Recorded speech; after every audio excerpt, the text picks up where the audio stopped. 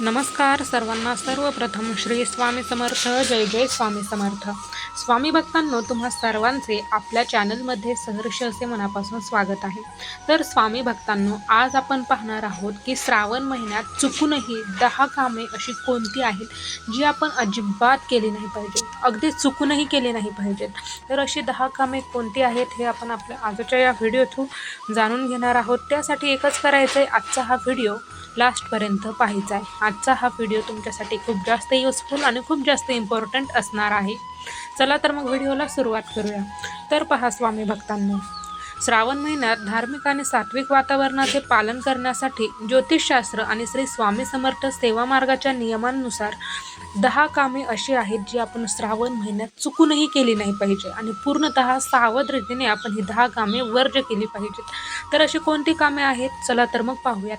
पहिलं आहे मांसाहार आणि मद्यपान टाळावे. पहा, श्रावण महिना हा भगवान शिवांचा महिना आहे. हा संपूर्ण महिना खूप जास्त पवित्र आहे आणि त्यामुळे श्रावणात पूर्णपणे सात्विक राहावे. मांस, अंडी, त्याचबरोबर मद्याचे सेवन म्हणजेच जे व्यसनाधीन पदार्थ आहेत तर त्याचे सेवन करू नये, म्हणजेच मद्यपान करू नयेत. दुसरं आहे की कांदा आणि लसूण. पहा, अन्नामध्ये तामसिक पदार्थ जसे की कांदा आणि लसूण वापरणे टाळावे. श्रावण महिन्यामध्ये कांदा आणि लसूण वर्ज्य असे पदार्थ कोणताही पदार्थ असो, पण त्यामध्ये कांदा आणि लसूण हा टाळा, तो वर्ज्य करा, कारण ते तामसिक आहे. तामसिक पदार्थ म्हणून कांदा आणि लसूण गणले जातात. नंबर 3, पालेभाज्या आणि दहीताक. पहा, पावसाळ्यात कीड लागण्याची शक्यता असल्याने हिरव्या पालेभाज्या आणि आरोग्यासाठी दही आणि ताक खाणे टाळावे.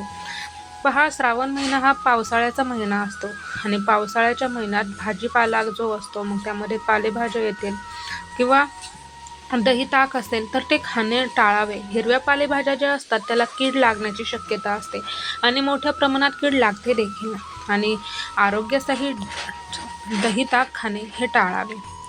नंबर 4, केस आणि नखे कापणे. पहा, श्रावण महिना हा पवित्र महिना आहे. या महिन्यात दाढी करणे, केस किंवा नखे कापणे अशुभ मानले जाते.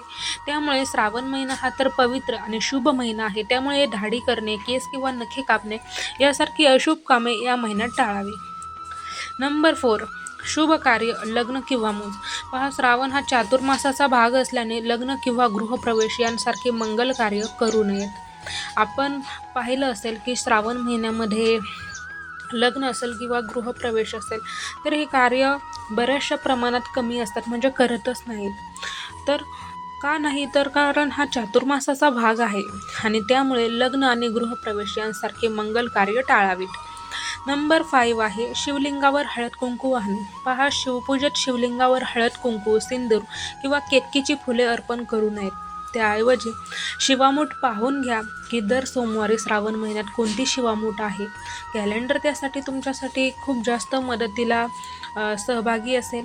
तुम्ही कॅलेंडरची मदत घ्या, त्यामध्ये दर सोमवारी कोणती शिवामूठ आहे, भगवान शिवांचं कोणती अशी प्रिय मूठ व्हायची आहे, त्यानुसार तुम्ही शिवलिंगावर ते अर्पण करा, पण हळद कुंकू, सिंदूर किंवा केतकीची फुले अर्पण करू नका. नंबर 6, परनिंदा आणि वादविवाद. पहा, श्रावण महिन्यामध्ये कोणाबद्दलही वाईट बोलू नये, खोटे बोलू नये आणि घरात वाद घालू नयेत, कारण हा महिना खूप जास्त पवित्र आहे. ज्याप्रमाणे आपण श्रावण महिन्यातील सोमवारचा उपवास किंवा व्रतवैकल्य करतो, त्याचप्रमाणे अगदी कोणाविषयी वाईट बोलू नका, खोटे बोलू नका आणि घरात वाद घालू नये. नंबर 7, अहंकार आणि गर्व.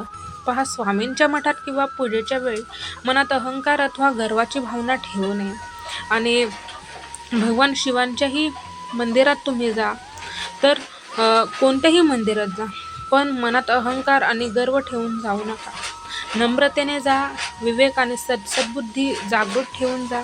भगवान शिवांना पूर्णपणे भाव ठेवून शरण जा. भगवान शिव तुमची कोणतीही मनोकामना असेल ती पूर्ण केल्याशिवाय राहणार नाही.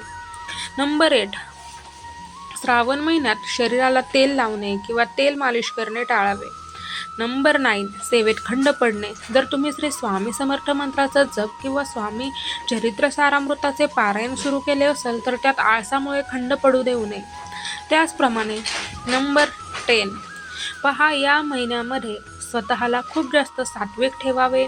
भगवान शिवांचा जप किंवा नामस्मरण मुखामध्ये असावे. तोंडामध्ये कोणालाही शिवीगाळ वगैरे देऊ नये, कोणाची निंदा करू नये, कोणाचं वाईट चितू नये. तर अशा प्रकारे हा संपूर्ण श्रावण महिना खूप जास्त प्रभावी आहे. आणि भगवान शिवांची कोणतीही आराधना, कोणतीही उपासना करा तुम्ही, ती त्यांच्यापर्यंत पोहोचणारच. फक्त एक लक्षात ठेवा, निर्मळ अंतःकरण आणि शुद्ध विचारसरणी तुमची असू द्या. भगवान शिव भोलेनाथ प्रसन्न झाल्याशिवाय राहणार नाही आणि तुमची मनोकामना पूर्ण केल्याशिवाय राहणार नाही. तर स्वामी भक्तांनो, आजचा हा व्हिडिओ कसा वाटला ते कमेंटमध्ये नक्की सांगा. आणखी काही प्रश्न असतील तर तेही विचारा. भेटूयात पुन्हा. Thanks for watching. Her her Mahadev.